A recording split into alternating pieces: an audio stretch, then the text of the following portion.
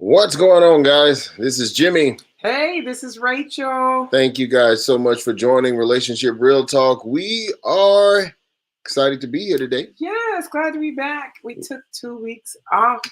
Yeah, it's You been a know? crazy. Yes, it's a Whew. crazy time. And, Yeah, you know, sometimes you think you can do it all, but you can't do it all. And sometimes you just need a break.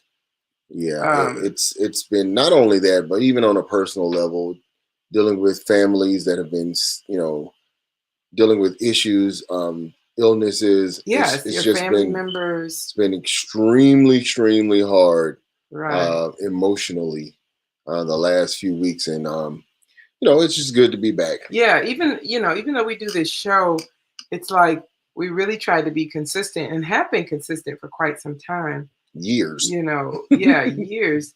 I mean, we've had our hiatuses, but for the most part, we're consistent. But it's like we really have to stop and like tend to not just our personal family, but our extended family, and things just happen. And so we're okay, our family's okay, but we just need sometime, right? Yes. Are we gonna tell them about our next hiatus now? Or are you gonna wait till the end? Oh, well, you can go ahead and tell them now. I mean, that's fine. No, I think you should, since it was something that was, from your spirit, your shana. Well, as Rachel said, we've been doing this show for a while, and what we typically do is after a certain number of shows About or 10. series, we will take a break, just to kind of renew our energy, take some time away just to rest, and that time has come. I mean, because we've been on for a while, and plus, there's just some personal things. I mean, I know she's dealing with um school, and she brought something to my attention. She said her Sundays are not her own, and the more I thought about it, I was like, mine aren't either. Because Sunday normally my mind is really focused on getting it prepared for this and setting up all the things that it takes to set this up. And so we're just going to take a break, guys. We're going to take a break, You and heard me when I said my Sundays are not my own. I heard you. Okay, because you didn't say nothing. Yeah, everything don't need to be. Right, you just would rather wait till we talk to the people Oh yeah, to bring up that you heard me. I heard you. But I mean, tell them some of the things you want to do. Yeah, and plus, for those of you, I'm an outdoorsman, and my son and I, we just that's some time that we love spending together, hunting and fishing, and of course we have other adventures. But we have our own YouTube channel, Ebony Hunter Outdoors. Ebony Hunter. Yeah, so it's already up, right? Right. Ebony Hunter is already out on YouTube. So y'all get it, Black Man Hunting. Yeah, Ebony Hunter. So if y'all would, go ahead and subscribe and like. We fish, we hunt, we do all those good things, outdoor things, and plus there'll be family stuff on there as well too. I think do I have the video up of you guys playing kickball? Yep, I think I'm gonna. But that shouldn't be on Ebony Hunter. But that's an outdoor situation. But that's not. You know what? I mean, it's gonna be. I don't remember signing a release. When he's talking about y'all playing kickball, he's talking about the faculty at my school. You all were in public. Don't mess around and get sued by my school system. Y'all were in public for using stuff you have not gotten permission for. What's up, fam? What's up, Betty? Phone. What's up, Carla? Yes, miss y'all. Y'all, a few weeks ago, no slight against Facebook because I don't want them to try to cut us off again, but it took 45 minutes for y'all to see us, and we have like 10 minutes left. So Facebook is tripping. They tripping. I mean, we appreciate y'all letting us broadcast, but we don't need y'all to cut this short because there are people who need to hear this, and we have things to share. And that's another thing too that I will be working on in our break. Getting the website set up and designed where people can come directly to our platform rather than us on someone else's platform. Right. Because what we have learned is Facebook has changed their algorithm over the years multiple times. Right now, if I have 10,000 friends, when I post something, 10,000 of my friends don't see my post. They have an algorithm now where if they may send it out to 500 friends, and if those 500 friends start commenting on it, then they'll release it out to more and more and more. And I'm like, don't be holding my stuff hostage. You know what I'm saying? And so it's just stuff like that. And that's part of content creation. When you're using someone else's platform to build your stuff, know that they actually have control over it. And so that's something else that I will be working on. setting up our own internet live streaming system where you Right. all can come directly to our website or our website and watch the shows rather than coming on Facebook. Yeah, but Um, we do and have enjoyed. We could tell a difference that day. I kept saying yeah, she they was like, must "Babe, not. nobody's on." I was like, Nobody's on. "I'm like everything's right, Yeah, you can't tell me that everybody just decided they weren't going to be on the same day. right, Something was going on, and then right." boom.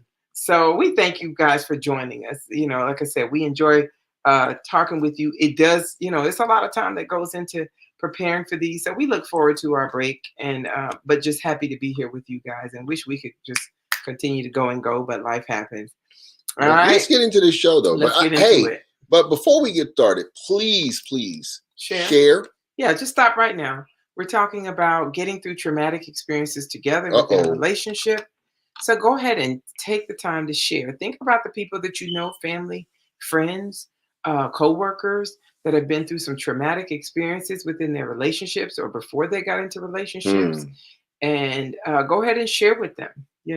And even yourselves. I mean, let's just look at this from an introspective.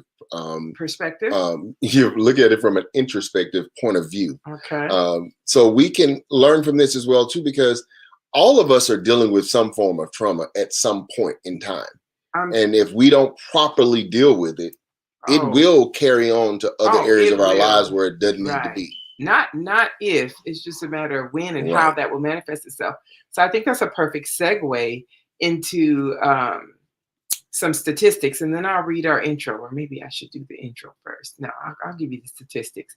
It is estimated that 70% of adults in the United States have experienced uh, a traumatic event at least once in their lives. Hmm. And up to 20% of these people go on to develop post traumatic stress disorder, PTSD. Hmm. Estimated 5% of Americans, more than 13 million people, have PTSD at any given time. Wow.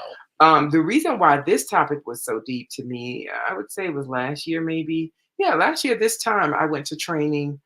There was something called Power and Truth that my system does for young people, and they do training for the teachers as well.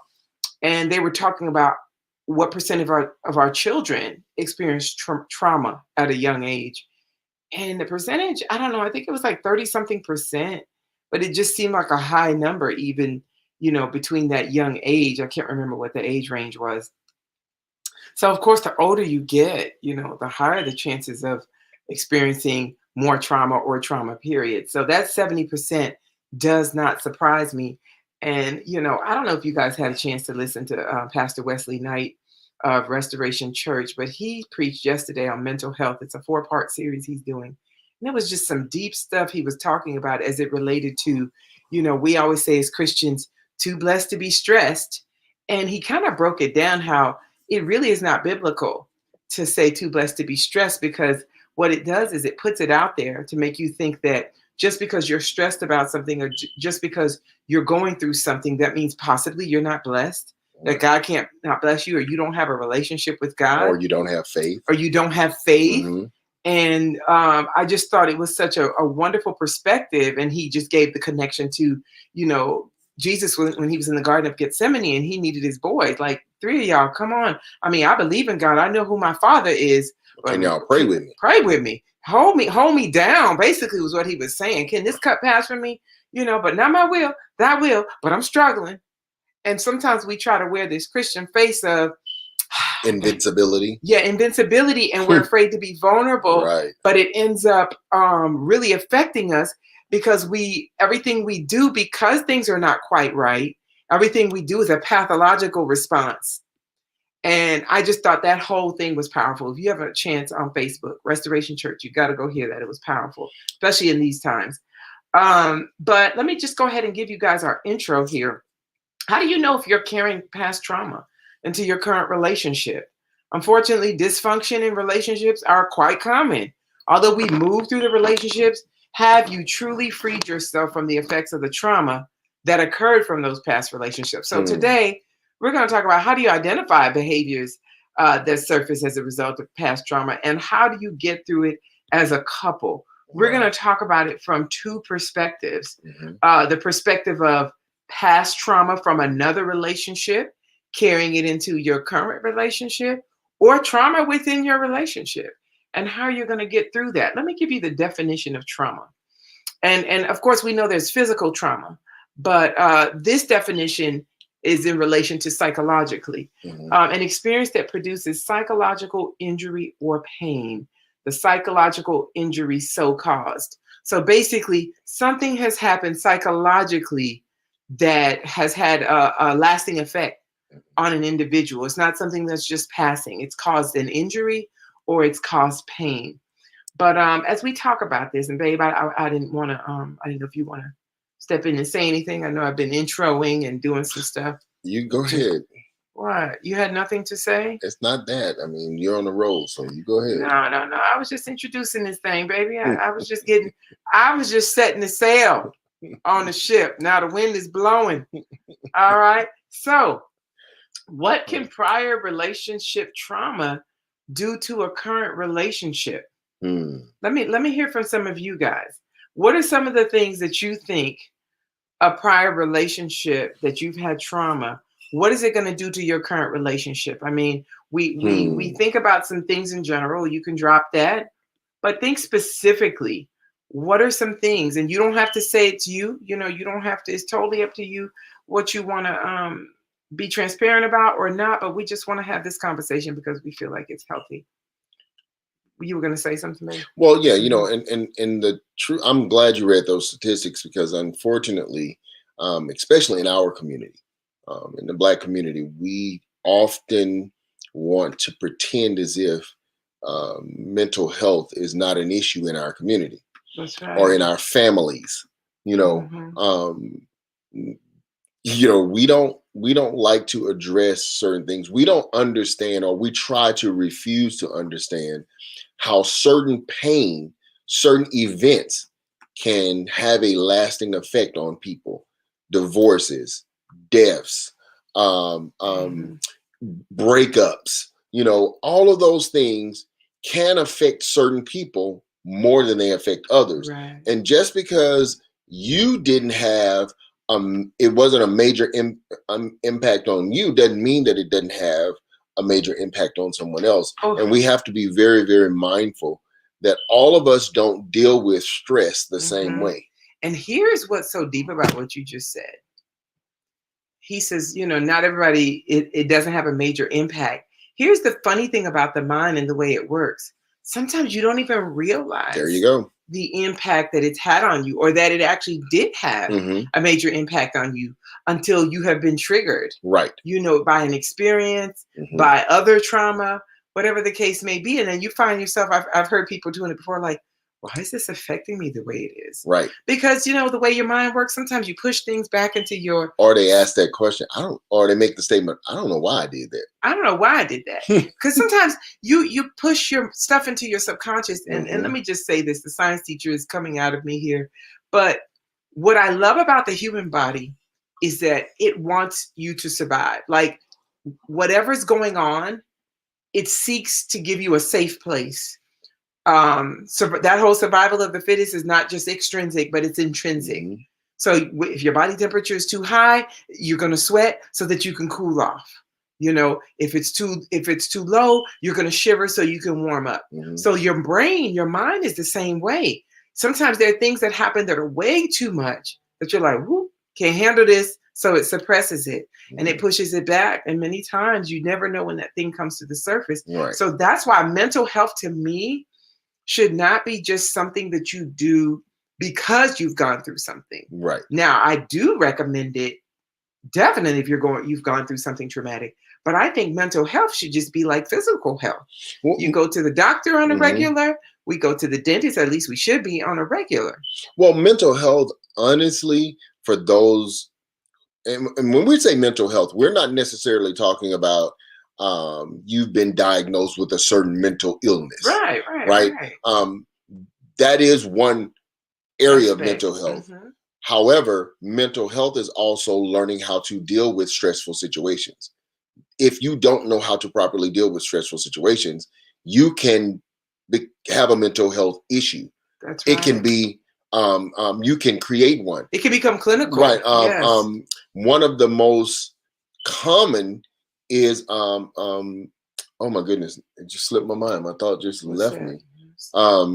Oh wow. You're talking about narcissism. Right? No, no, Oh, not okay. narcissism. Right.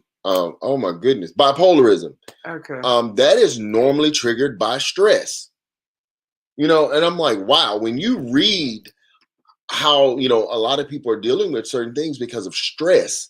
Stress is deadly.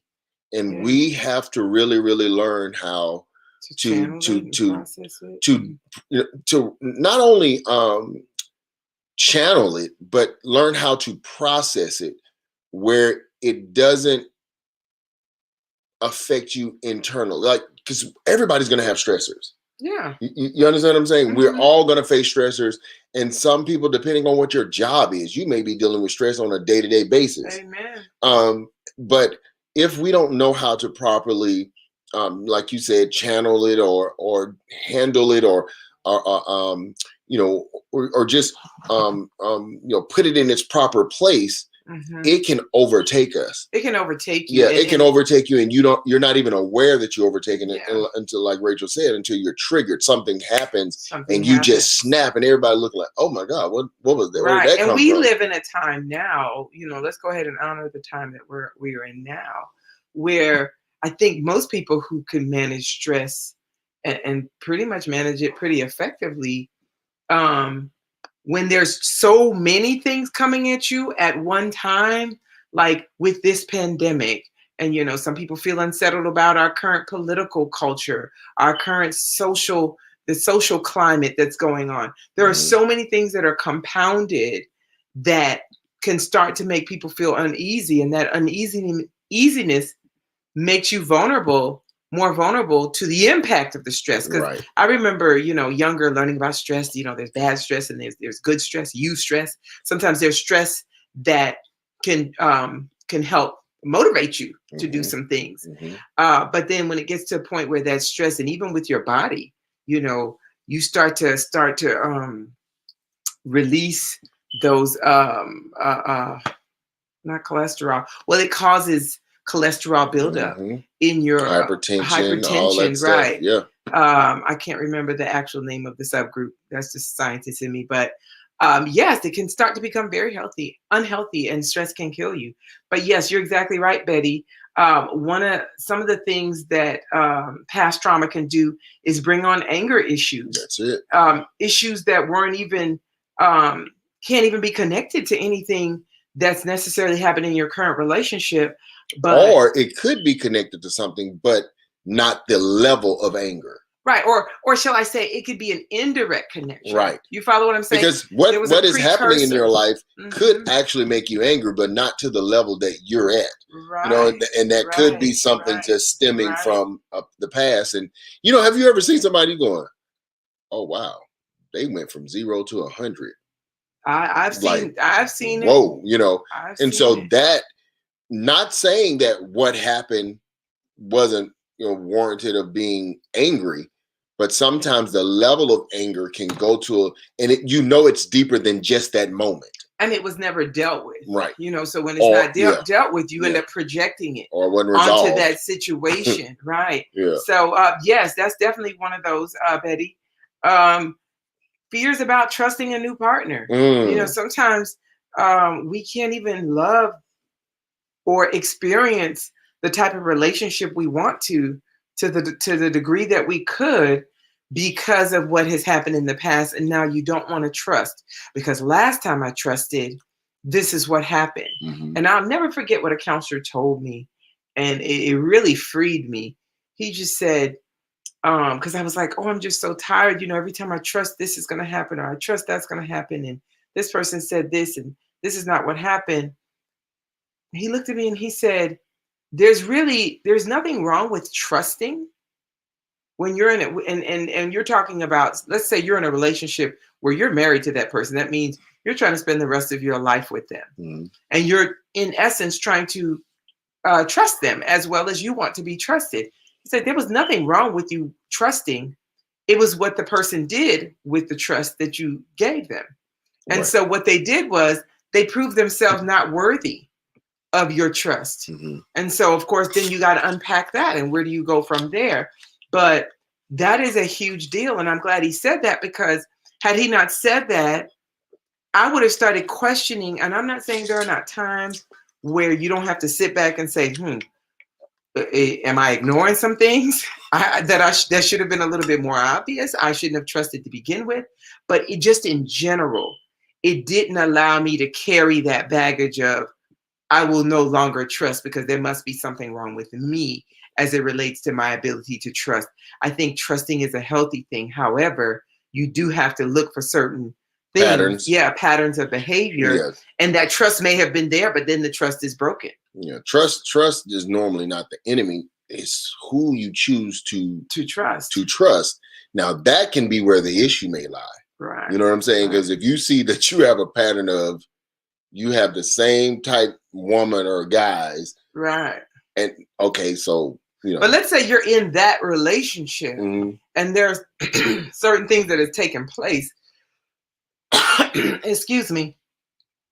There may be things that you at one point you could trust, right? And then there was a shift. Something took place. Well, again, notice I said pattern. That this is not an isolated incident.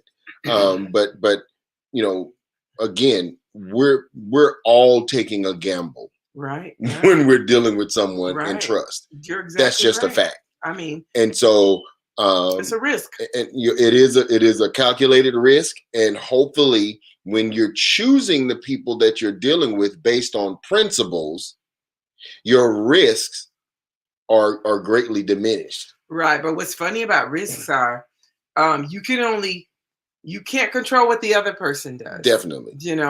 There's so many variables that are involved in that. Right. But past trauma can cause panic. So basically you kind of get overwhelmed and you panic about things that normally you wouldn't have panic over, or maybe might appear like, why are you kind of tripping off of something like this? They can ignite triggers. Yep. I think this next one is big. Display defense mechanisms. When you see people start to get defensive about certain things, that could be connected to trauma. We've already talked about trust, but distancing yourself, deflecting, denial. Whoa, yeah, that's a major. Let's stop right there, right? Yeah. Denial is one of the key things that will always throw up a red flag about some past trauma that was not resolved. A person that can hardly ever wants to take responsibility for their actions. That's trauma. Something happened to them where taking responsibility is just not the thing to do. And taking responsibility did not get them the results that they thought. Right. And now they shy away from it, because the last time I admitted to something, I was they threw a book at me. Right. But then again, we have to be fair, because sometimes people build up defense mechanisms because even in their efforts to do right, they were abused. Right. You see what I'm saying? Right. And so now they shy away from doing right. Right. Because that didn't pay off for me well. But I do believe that's a part of maturing that has to take place, because this is something we have to teach our kids.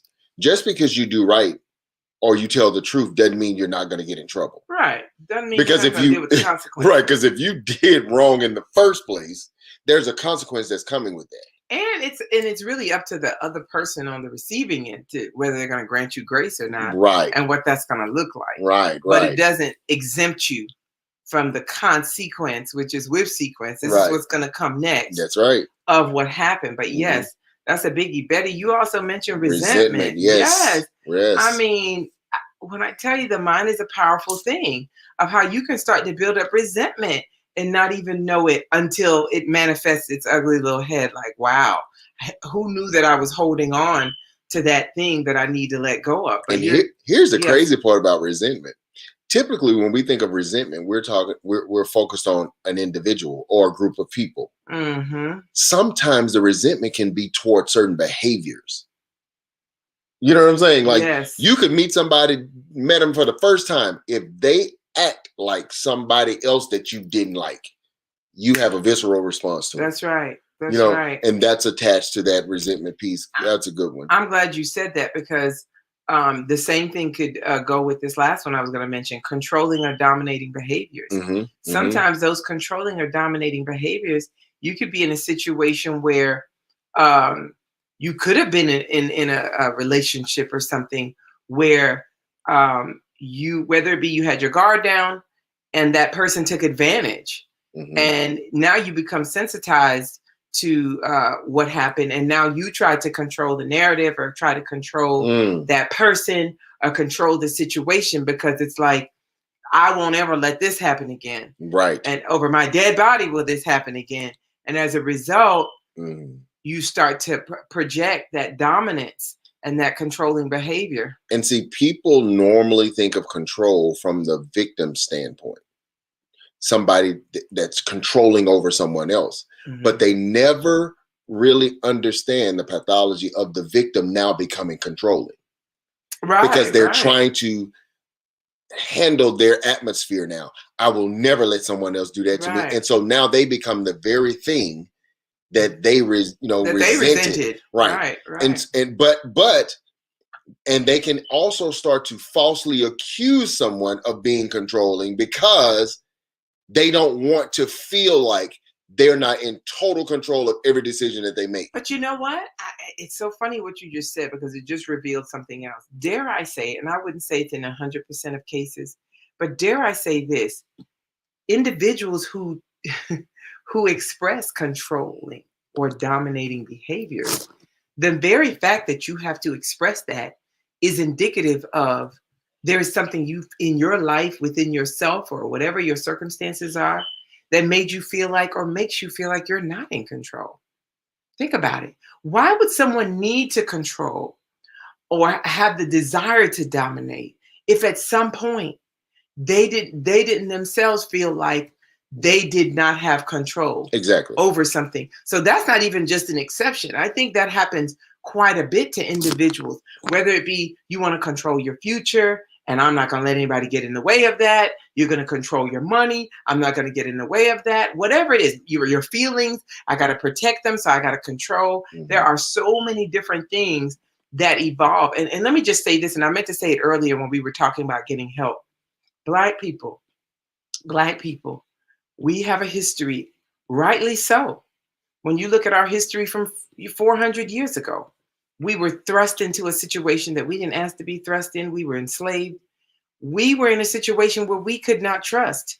And in many times, the way we were treated, we were pitted against each other. And so we don't trust easily. Or we don't trust the right people easily. And we don't want to be vulnerable and go and get help that we need. So it's like you have to start to change that dynamic within your relationship, within your family, within your head. Yeah, I mean, that's where it definitely starts. You have to, first, and we'll get into that, at the end of it. But I'm thinking about my own children. I mean, my mother, I can't say my mother was against getting help. However, I don't remember having conversations about it, right? And so it was like out of sight, out of mind, so to speak. Like, we're not talking about it. But with my own children, my conversation has always been pro mental health, pro whatever you have to do. And sometimes it may not be the first person that you go to talk to. Well, you want to get wise counsel. Exactly. Do your research. I always like to go to people that were referred to me by someone that I trust, someone that I know who could, who is capable of making that type of recommendation for me. But what I would say is never just go somewhere and be like, well, I tried it. Well, so much for that. That person was whack. I'm glad I was going to say, the that. first time I went to counseling in my first marriage, the person was whack. And we both walked out looking at each other like, she ain't gonna work for us. And it was okay. We didn't slander this person. We just knew she wasn't gonna work for us. So let's look and see who can work for us. And let me just say this too, when it comes to talking to someone and wise counsel. And I have to put this out there as a warning. If you think you're going to feel good through this entire process, Woo. you are you Mistaken. are so wrong. Because listen, the reason you have struggled with fixing it is because you've been avoiding it. Right. It And now hurts too you're much. dealing with someone who has the expertise and the experience of taking you back to the point of trauma, the very thing that you have been avoiding all of your life, and you avoid in every relationship. That's Oh. going to be a painful process. Oh. But if you can manage to deal with the emotions of being uncomfortable, you will then start to come on the other side of it and a stronger, better Let person. me tell you. A lot of Ooh. people, let me just say this, because Mhm. these are some lies that have been birthed from the pits of hell I knew that in was the coming. Black community, Mhm. that what don't kill me makes me stronger.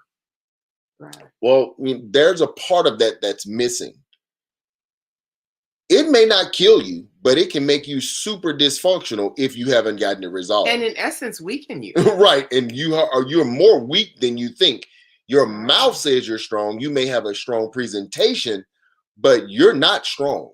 That's right. And all it takes is for the right person to push those buttons just long enough, and you'll crack. That is a fact. And trust me, guys, it is best to go ahead and talk to someone and go through the full process. Don't stop when it gets hard. Don't quit Yes. when it's uncomfortable and you're not hearing what you Right. want to hear, and Right. they're not perpetuating the lie you've told yourself. Because see, here's the deal. And when I say lie that you've told yourself, it is nothing wrong with us thinking of ourselves in a positive manner. Here's when it's a problem: when our behavior don't match what our mouths are saying, and the rest of the world sees what we're doing, but we want to talk as if we're something else. That's when it's dangerous. So when you have a person that you're dealing with, and they're not your cheerleader, in the sense of, they're not, oh girl, you're the greatest, ain't nothing wrong with you. Right. Dude, Right. dude, Right. you hard, ain't nothing wrong. No. That's not what you're gonna get when you deal with someone that really knows what they're doing. They're actually gonna get you to be vulnerable and to accept what has happened, so now we can move forward. Right. And a lot of times when somebody challenges on how we think about ourselves versus what reality says, Mhm. oh, we flee. The longer I live, the more I believe the quote that says life begins outside of your comfort zone. Yes, it does. And I can truly say, Success, life. in our almost 8.5 years of marriage, I personally feel, moment of transparency, I have worked harder in this relationship than I probably have ever worked hard in any relationship.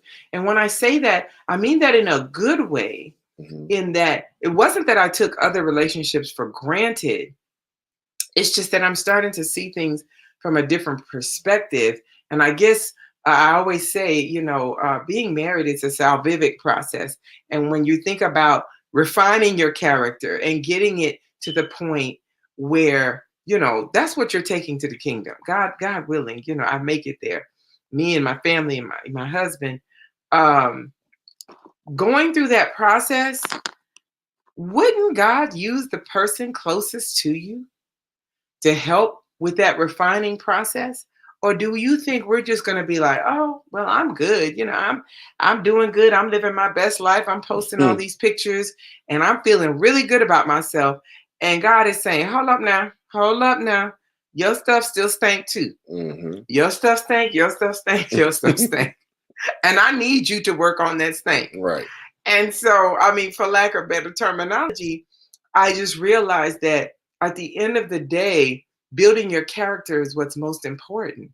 And within that relationship, and allowing that process to happen, and not doesn't mean you're always going to get it right. Doesn't mean it's always going to be bullseye. However, you should steadily be on a climb towards, there we go, moving in the direction of working out those kinks within you that God recognizes, but he uses, Jimmy always says, that mirror. Your spouse is your mirror to show you yourself. And I'm not saying that, everything they say about you is always right. However, sometimes you got to take a step back and listen and do the introspection and process. But as we think about trauma, trauma can block you from that process, Mhm. because what happens is because it hurts so much. I always like to say my oldest daughter, um, I always say she if she puts her big toe in there and it hurts too much, she gonna pull it back. And I tell her, honey, you gotta go and put your big toe, then your whole foot, and then just jump in. Because if you're too busy worried about how much it's gonna hurt, you're never gonna grow. Right. Right. And I'm glad you brought that up because one of the things in relationships, and we're talking about how to deal with trauma in current relationships. Um, Trauma can stem from just long-lasting issues that you're having in your relationship. That can become traumatic. Yeah, Over a period of time, it's like, God, dog, we cannot get past this. And right. it can become traumatizing. But all of this is an individual thing first. See, a lot of times we want a partner when you just need to be solo. Your partner, when it comes to issues of emotions and issues of mental stability, that's a personal thing that we have to take hold of and control of. Right. And when we start to change on a personal level within ourselves, externally things will start to change. Right. But too often, we're too busy trying to get co-conspirators with us. We ain't gonna go by ourselves because we don't want to be solo. Oh, I Right. need a partner on this one. No, that's you. You know what I mean?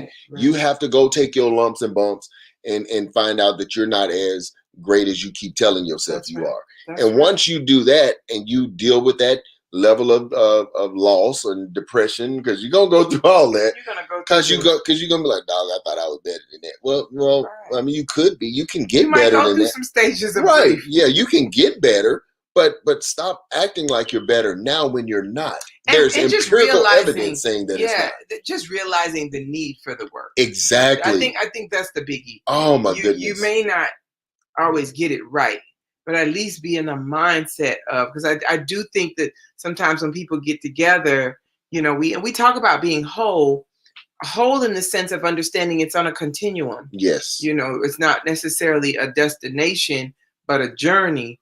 And when you get into the relationship, realizing there's still more work to do, Right. Right. and but you just want, when we say whole, like healthy, not to where you're bringing toxicity into a situation because you were completely unstable and now I need this other person to make me stable. One of the best things that ever happened to me was talking to a couple that had been together for 40 something, almost 50 years, and just asking them how. And what I learned from that conversation was it's not that we're perfect. The difference is that we now have accepted and realized who we are as individuals and how that impacts our relationship either on a positive or negative level. Mm-hmm. And because we choose to be happy with each other, we now have decided to address our own personal issues. So it's not that I was perfect. Right. What changed was my willingness to admit something was wrong with me and it needed to change. Oh, that's You know what I'm huge saying? right there. And so the deal is none of us will ever change if we don't believe something's wrong. Right, because I mean, why would you want to change something? Right. You know how people say, Ain't nothing if it wrong with ain't me. broke, don't fix it. Right. Ain't nothing wrong Well, with there's me. a lot of brokenness going on with us. Let me give you guys three scenarios I thought was interesting. Scenarios of trauma. And by the way, if you have a chance to read the articles of the links that we posted, the excellent articles with Psychology Today. I like Psychology Today. They have some really, what I like about their articles, they're not too long and drawn out. They're very succinct and very clear. But Sam just got busted by his wife, Beth, when she discovered that his relationship with a colleague at work was rapidly moving from professional to emotional. All right. So, and I want to hear, you guys usually are talking to us. I want to hear from you guys too. Just imagine that relationship. So basically, in essence, he's having an emotional relationship with another woman. Right. That can cause major trauma. And one of the reasons why is trust has been broken. Mm-hmm. Things are not the way apparently someone thought they were within that relationship. Now, does that necessarily mean that him having an emotional relationship with someone else is the only thing going on in that relationship? No. Doesn't mean there are not some other factors that made him feel like that's the choice that he had to take. I'm not going to give anybody a pass on, cheating on someone else. However, there's a whole lot of situations where trust is broken or other things are going on, and people end up making decisions of reaching out to someone else to think that that's going to make things better. There's some voids that could be not filled in those relationships. Betty says, I can admit that I'm broken. Betty, wow, I just got goosebumps when I read that. It's very hard for people to admit that. And I think that's your first step right there. And figuring out, and somebody helping you process and figure out, in what ways am I broken? Right. And how can it be and how repaired? can I heal? Yes. And I think, yes. I think that's just, that right there, Betty, is just humanity. I think in the world that we live in, especially with so much access to social media and pictures and things, we tend to give this facade of wholeness and what we think wholeness looks like. But you are not alone, Betty. Amen. There are millions of people walking around broken. And if they're not broken, they're being broken. Or there's some cracks. Right. And then it's about to fall apart. Yeah. But I think that's a huge step to at first admit I'm broken. Right. And I want to be healed. And that's the next step. Saying I do want to be healed. I want to be healed. Because some people stay in that brokenness. Because look, guys, listen. My wife, I'm gonna say this. A lot of people have built their entire life on their brokenness. I want y'all to let that sink in for a second. Their entire life has been built on their brokenness, i.e., their whole success story is off of the back of them being broken. And they were broken, according to their success story, umpteen years ago. But today, they still talking about their brokenness. As if their life has not evolved past that moment. Yeah, I was broken. I was at that stage now. Boom, now I'm at this stage.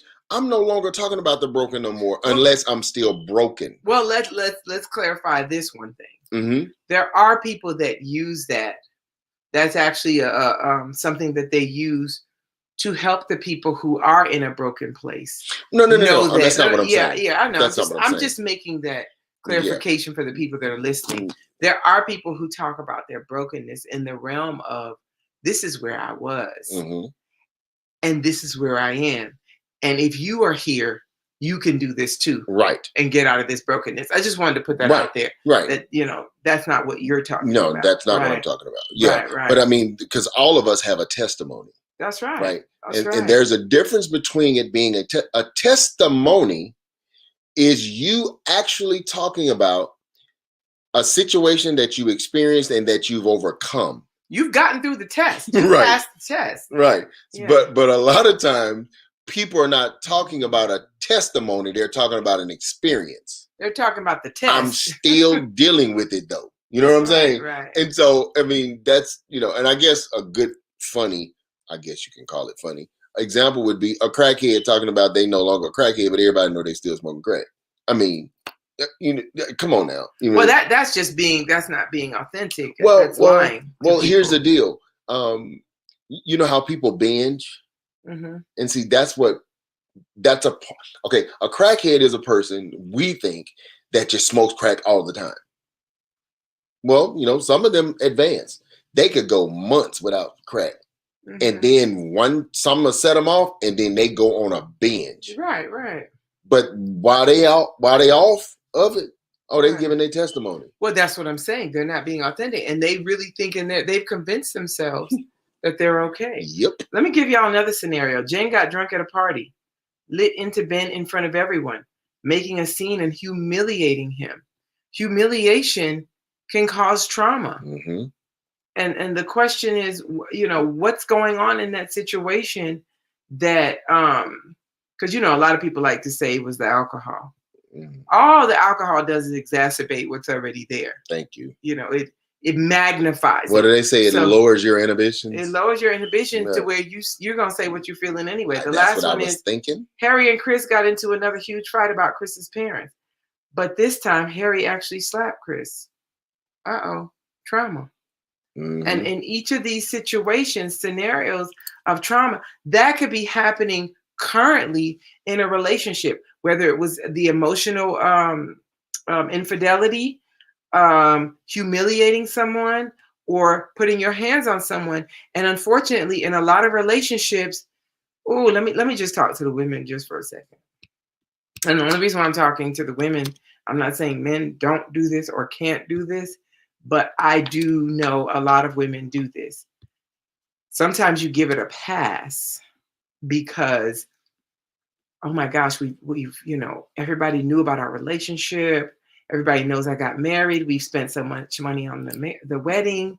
I don't want to lose this. So it's kind of like becomes a thing of you want to push certain things under the rug because you don't want to risk losing the relationship. Well, let me tell you, you could lose yourself. You can lose your life depending on the circumstances.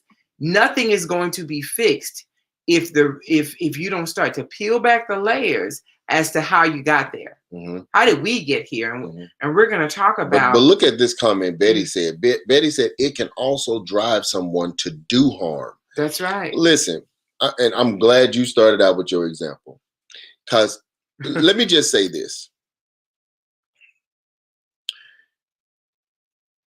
This is a proven fact.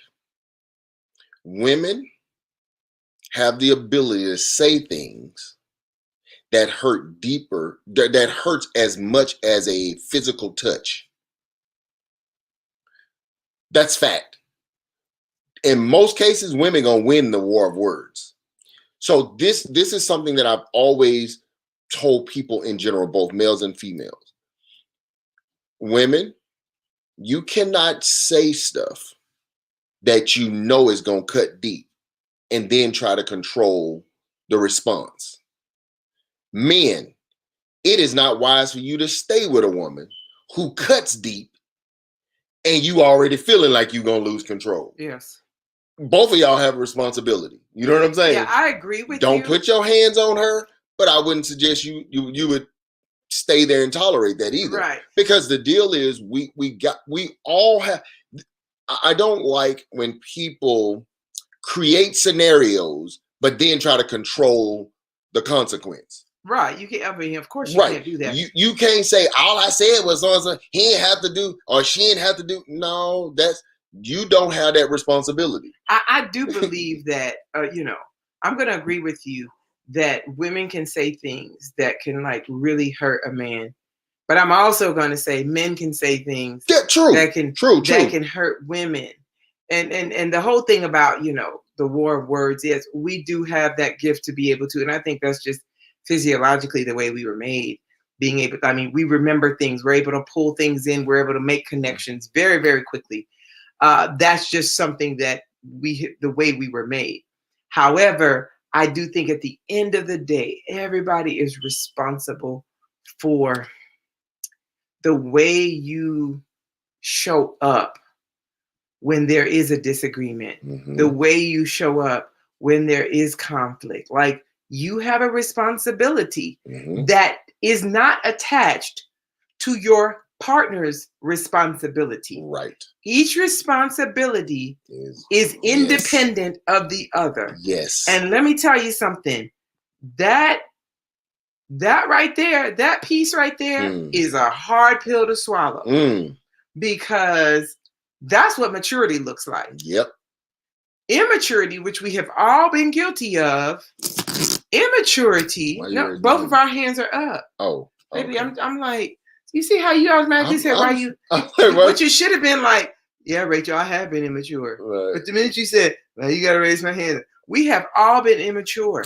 And that's what the enemy wants you to do. He wants to derail everything. Right. He wants to take that thing to a place where it can be a traumatic situation, and it didn't have to be. But each person is responsible for how they show up to the party. And so when I think about traumatic situations, traumatic situations are not always random. There could be a traumatic situation that, God forbid, somebody had a really bad car accident, or it was some freak accident, a tree fell on a house and killed the people, and that was a traumatic. But many traumatic situations are intentionally brought about by us as human beings. Stuff And we do and the say. stuff we do and say. That's And right. so there are 3 things I had here to identify if a partner is problematic. Hold on. All right, you got that on deck for me? Yeah, I got All that right. on deck. 3 things. Mm-hmm. And thank you, Betty, for giving us some feedback on that. And if you're listening for the first time, we love to get feedback and your perspective on what we're talking about. Mm-hmm. But number 1, the inability to take responsibility. I'm telling you, that one is powerful. That one is huge. You got to be able to take responsibility for something. And so that is the greatest show of maturity right there. Right. When you can take total ownership of what you did that played a significant role in whatever the outcome was. Right. And many times it's sweet when both individuals can take responsibility, because then you can see where to move on. But what ends up happening is, if it can't be a situation, and that's why it has to be a safe environment too, because if one person is afraid to take responsibility because of how the other one might react or how they might treat them, or like, oh now that you've taken responsibility, now I'm gonna take you down through there, like basically tie you to the back of the car and drag you through. There can't be that type of situation. There has to be a situation where both individuals have to be vulnerable enough to be willing to take responsibility. And even when that means the other person might not be quite nice about it, you still got to be willing. Just like we take, just like we have to be. We tell our children, when they come home and tell you such and such happened, and this person did this, and this person did that, and if you're anything like me, I'll be like, okay, now so what'd you do? What'd you do? What'd you say? Because they're not my child. Right. You are. Let's work this out. What'd you do? What part did you play? Right. And then, of course, as an educator, when I have that issue going on with my students, with 2 students, I'm talking to them separately. I'm talking to this one about their role. I'm talking to this one about their role. And then I might bring them together so that we can understand, and they can come to some understanding of, what, I should have never done this. Right. Cause and effect. And I should have never done this. Right. But I'm just saying, when I brought up the whole thing about atmosphere and the atmosphere, the relationship should be one of where it's so healthy that each person is willing to be vulnerable enough to take the responsibility and know that taking that responsibility is going to improve your relationship and not destroy your relationship. Number 2, the number 2 thing that you can identify is when you have somebody always taking the victim stance. They're always the victim. They're never the ones that did anything. That is problematic. And number 3, the conflict is rarely resolved. And I think a lot of relationships can relate to this. And we're not saying that in relationships there are not going to be some things that are ongoing that you have to work on, but it can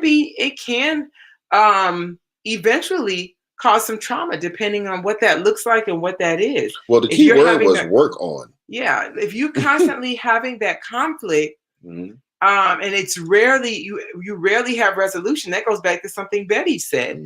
You start to have resentment, right, as it relates to that. And here's another mistake, a common mistake. Just because we had a conversation doesn't mean it was resolved.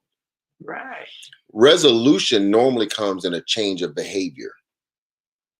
You can talk all day long, every day, but if nothing changed, the problem still exists. It doesn't matter that we've had a conversation. Here's the thing about resolution, though. The resolution is a 2 or a 3-way. However many people are involved in that relationship, and I'm just talking about relationships in general. But if it's you and your partner, resolution doesn't just take place with you being resolved. Right. Both individuals have to have resolve for that issue to have resolution. Right. Now, there are some cases where there's some stuff going on with one person in that relationship, and you truly you've been authentic, you've taken responsibility, you're owning up, you have to find resolution even when that person does not, because they're stuck on whatever it is that they're stuck on. Gotcha. That's a different kind of situation. Right. But an ideal situation is when both individuals can say, you know what, this was the part. I'm gonna take responsibility for this. And that other person, and you don't try to usher that other person into their responsibility. That's something that they're gonna have to do, because even if you try to usher them, it may not be real. Right. They may just be saying it because, just to some people don't like conflict. They just want to avoid it. But as we bring this to a close, we've talked about some things as it relates to trauma. Number 4. I only had 3 things. Oh, I'm sorry. You're right. It was okay, 3. baby. Yeah. All right, no problem. That's okay, honey. Now we want to go through the 5 ways to get through traumatic experiences together. All right. We can't just leave you on the note of talking about trauma and trauma in relationships without leaving you with some hope, some direction, to kind of help you see your way through. And if you're not in a relationship now, take notes on this so that maybe, in your future relationships.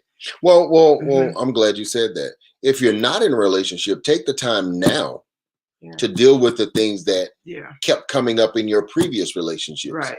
Because trust me, there are a lot of things that we can work on by ourselves, but then there are some things that's going to only be refined once you get in a relationship. Exactly. Because you don't have to deal with it when you're dealing with yourself. Exactly. You have to learn how to manage it and overcome it once you get in the confines of a relationship. But most of us, our wholeness begins when we are alone. Yeah. When we are not in a relationship, we have the time to really sit down and reflect and to think about, what has been a common theme in my past relationships, and that thing that I kept bringing to the table, and you get those things resolved as best as possible. Let me add to something you just said about being alone. And this is something recently I've been doing. Somebody once told me, they were talking about how sometimes when people pray, they might have their devotion and they get on their knees, they pray, and they just jump right up. So it's like you've petitioned God's throne, but do you ever take time to wait and hear his voice? And listen. And it doesn't mean you have to be on your knees to hear his voice. But that whole meditation piece, and of course it looks different from different people. But I've started just after the prayer is over, I'm just still and making sure my head is clear of everything. So that whether it be me contemplating on what I just talked to God about, and providing that avenue for me to hear him, to clear that mental space, because he does talk to us, and he does want to help us through, whatever it is that we're petitioning him about. So the number one way to get through traumatic experiences, deconstruct the problem. Identify where is it coming from? What's causing these triggers? Like if you're in a relationship and your partner says to you, like, whoa, like I've never seen those types of things. I've never seen this side of you. Or what's going on? And why do you feel this way? Like being willing to dig beneath the surface. Because a lot of times, if we're being honest, people don't automatically tell you exactly what caused it. It really requires more digging and more conversation. And even if they don't want to share at that time, your partner, you might have to be willing to be patient and pay more attention to find out what's going on. But you got to be able to identify, deconstruct, meaning break that thing down to the bare bones, because it could be something that happened within your relationship with that person, or as we mentioned earlier, something that happened in a relationship before, or it could be something that even happened in their childhood or in their upbringing. So that's number 1. You want to read number 2, Ben? Yep. Number 2, be supportive through the process and empathize. So, we must learn how to give support, even if this is a solo act on the behalf of your partner. This is something that he or she needs to work out on their own. You can be supportive in multiple ways. One way is don't add more stressors, right? That's one major way of support. Secondly, you really put forth the effort to keep encouraging them. When you see that they're making efforts in improving, acknowledge it. You know what I'm saying? That really helps. Just because we're older doesn't mean we don't like the same assurances that we liked when we were kids. Every human being likes Yes, affirmation. we all want it, need it, and love it. Right. So we have to be willing to be that type of support system for someone who's trying to overcome something that may have been a challenge for them in their lives. And let me just say something about this word empathize, because I took the spiritual gifts test, and one of my gifts was empathy. And notice it doesn't say sympathy. Mhm. And I always like the cartoon of there's a guy in a hole and a guy standing outside the hole looking down at him like, oh, I feel so bad for you. And then they show you another picture of the guy that was outside. He jumped down in the hole with the guy.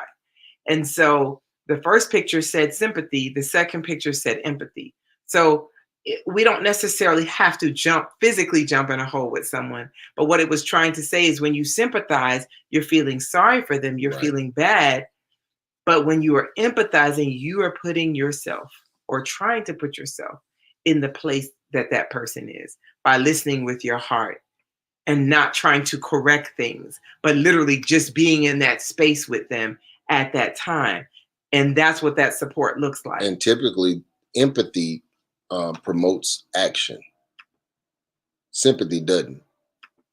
Right. Empathy normally promotes action. Oh, I feel so bad for you. Oh, that's too bad. All right, let's go on with life as normal. Right. All right. And number 3, create a plan. So you've deconstructed where the problem's coming from, what's causing the triggers. You're showing empathy. And then you create a clear plan. You want to be concise. And notice when I say a clear plan, there's his needs and there's her needs. When you create the plan, like let's go back to, that's why I share the scenarios. When Sam got busted by his wife because he was having an emotional relationship, what were the needs that weren't being met for him that made him even think about that? Right. And what are her needs as it relates to that situation or other situations? So as you create a plan, you got to think about his needs and her needs. It has to be balanced. It can't be one-sided. Right. All right. Go ahead and number 4. Number 4 is push past how you feel and do what's right. Now, this one right here is probably going to be the most challenging because we have been inspired and encouraged and convinced to operate on our feelings and forget what's right. Do what makes you feel good, girl. Live your best life. Your best life could be at the expense of what's right. What was, I always say, what was the wreckage? What was the trauma that you caused in the process of you trying to live your best life? Right. So push past how you feel and do what's right. Because doing what's right is going to have the longer benefits. Right. And let me focus on the first part. Push past how you feel. The article talks about when you've been in a traumatic relationship or, things are not quite right. At first, it's going to feel awkward to try to do the right thing when things are not quite right yet. But they're going to be a little wrong before they get right. And it's not going to feel right, but you got to lean in towards that rightness until things can get to where they need to be.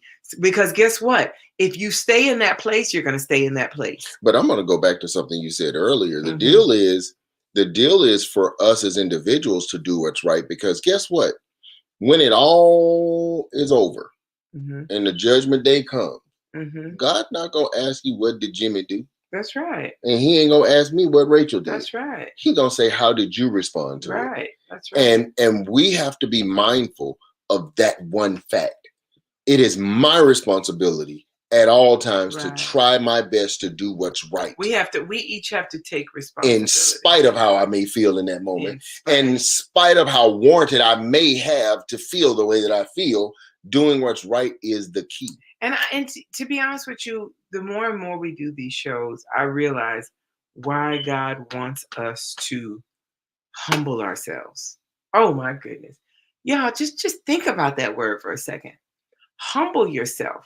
because to do what's right, people always talk about this quote of Michelle Obama saying, when they go low, you You go go high. high. That is not just a fancy cliche. That's hard to do. Yep. In the Because moment. in the moment, because human nature, yeah, it sounds good when you're not in the moment. But human nature is vengeful. That's right. Like, what they did, what? Because I know, when one of my kids, if they call me crying, there's something that switched in my head. Like, wait, first of all, did somebody do something to you? Right. Once we've determined nobody's done anything to you, okay, now go on. Because all I'm thinking is, what? I'm thinking protection. I'm thinking, how are we going to make this right? But honestly, guys, at the end of the day, humility. You have to humble yourself, because we're not here to please other people first. We please God. Yes. And when you please God, guess what? Everything else falls in line. That's right. Even when other people may not appear to be pleased with you. But if you're doing what God would have you to do, it's all going to work out in the end. Yep. So number 5, when after you've deconstructed the prompt to try to identify where the problem is coming from, where are our triggers, after you've been supportive and tried to empathize, tried to make a clear plan, tried to do what's right. Let's say all 4 of those things have been an epic fail for you and your relationship. You have got, if you both are willing to save your relationship, notice I said, if you both are willing to save your relationship, you've got to get help. Even if you can't do it on your own, you got to get that help. Because like that scenario I think I gave a while back, if you're both in a boat paddling, you have a paddle, he has a paddle. He's paddling on one side, you're paddling on the other side. If he decides, I'm done paddling, you have a choice. You're going to do one of 2 things. You're going to shift yourself in the middle, and you're trying to paddle on both sides, which means you're going to be tired. It's going to wear you out. It's going to break you down. Or you're going to be so tired, I'm just going to paddle on one side, but you're not getting anywhere. And just going in a circle. You're just going in circles. So you got to make the decision. And that's why who you get with in the first place is so important. Because if God did not, if it wasn't divine, whatever your beliefs, you have to be compatible. So in the spiritual realm, when you think about your relationship with God, you both have to have that foundation. That's your reset button. If you're not in the spiritual realm, you still have to be compatible. Even compatible on the level of how willing are you to work to make this relationship be successful. Right. And guys, I definitely want to close with this. Brenda send us a message. With number 5. Oh, wait, somebody's saying something. It says, get help if you can't do it on your own. Guys, this is something that I have been, my mission has been to help couples. And I don't take it lightly. I pour everything I have into it when I'm working with individuals or couples. We are a resource. If you want one-on-one counseling, or you want you and your significant other to go through, coaching or advice, reach out to us. Just send us an inbox message. They can go to our website too, can they? They can go to the website, rrtministry.com, or you can just inbox us here on Facebook, and I will get back with you to see how we can get you scheduled in. But there is no reason for our marriages to fail. And the only reason that our marriages and relationships are failing is because, 1, we either have not properly chosen our mate, or 2, we've decided, either us or the mate have decided it's not worth working for. And, and I'm going to tell you now, the 2 most challenging things in reestablishing a healthy relationship is maturity, a lack of maturity, and the willingness to change. Those are the 2 common issues when it comes to something failing. There's a lack of maturity. It gets in the way of success. A lack of maturity gets in the way, and this desire not to change, this inability to change.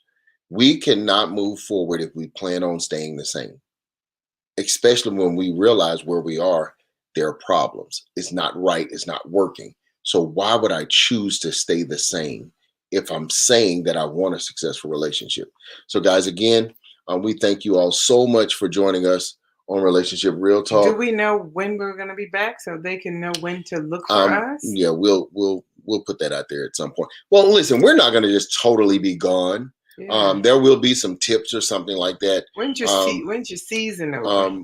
Um, there will be tips and things like that that we will be putting out. We just won't be doing the lives every Sunday. So it's not like we're going to vanish from the earth. That's not what we're saying. Right. That's why I want to give them a connection to us. But I'm not quite certain, because not only, jokingly, we were talking about the hunting season, which that is true, but also there are other adventures or new things that are on the horizon, Okay. that we're tapping into. And in all honesty, when she said what she said about Sundays not being her own, I really thought about it for the last 4 or 5 years now. Our Sundays have been pretty much sold up. Right. And so we just need a break, Yeah, and but again, I do want you all to know that we will be giving out tips, and just because we're not doing lives doesn't mean that we're not accessible. If you feel that you and your significant other want someone to talk to, or you just want to talk to someone by yourself, please reach out to us via Messenger here on Facebook, or you can go to our website at rrtministry.com and reach out that way. Yes, guys, we again, enjoyed this time with yes, you. as usual. We pray that there was something that was said that was able to be edifying to you, and you can take it and implement it into your relationship, because at the end of the day, we're all in this thing called life, and we're trying to navigate it the best we can. But we hope that you continue to empower yourself. There's so many resources out there, and you just got to be willing to fight for it. Amen. If your relationships are worth it, you fight for it. Amen. Guys, again, we love you all, and we look forward to seeing you again. And until the next time, peace. Holla.